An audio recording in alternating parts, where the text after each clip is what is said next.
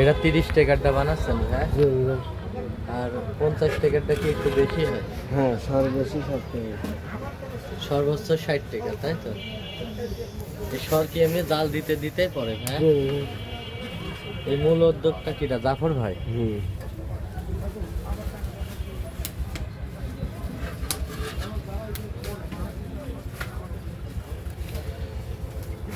এই 3টা চুলাতেই জ্বলে আপনাদের, তাই তো?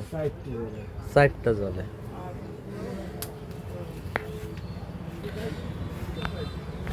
প্রিয় বন্ধুরা, দেখতেছিলেন জাফর ভাইয়ের চা বানানোটা।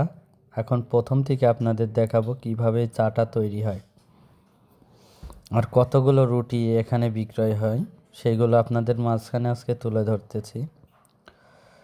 প্রতিদিন 4 থেকে 500 রুটি ইনারা বিক্রয় করে। এই রুটি চিনি শিরা দিয়ে আপনার পুরায়ে 10 টাকা পিস মূল্য নেয় ইনারা। কত ডি করে রুটি সেল হয় মামা? 500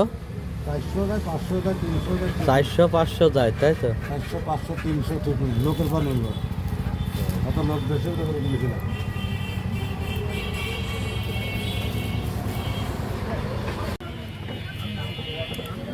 এই জায়গায় এখন প্রস্তুত নেবেন মধু দিয়ে রুটি পুরানি, তাই তো কাকা?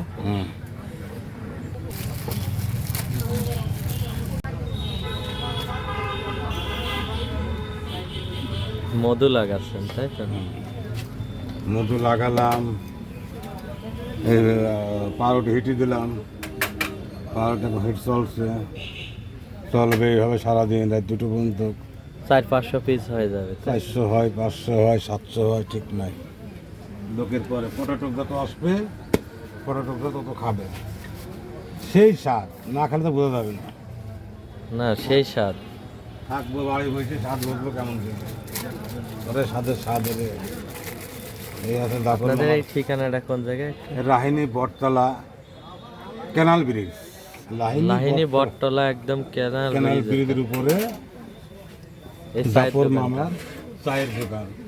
দোকান দেখতে কেউ ভুল করিবেন না, দোকানের উপরে সাইনবোর্ড দেওয়া আছে, Jafar tea store. Jafar tea store, Jafar tea store, Jafar tea store. Jafar টি স্টোরের উপরে সাইনবোর্ড লাগানো আছে, দেখছেন? আমাদের গুণ একটু হলো কড়া করে দিয়েন, হ্যাঁ? ক্যানালের উপরে, ক্যানালের ব্রিজের উপরে, একদম উপরে সাইডে ক্যানাল ব্রিজ।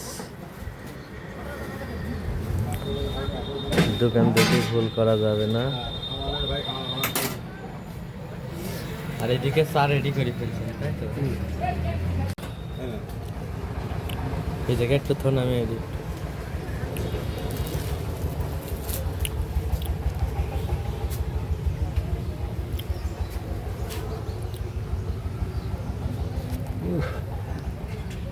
রুটি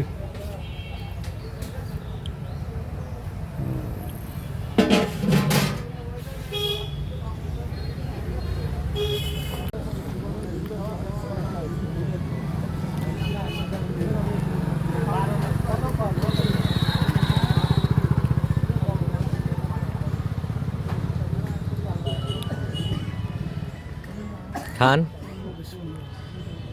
কেমন স্বাদ লাগছে দাদা আপনার কাছে?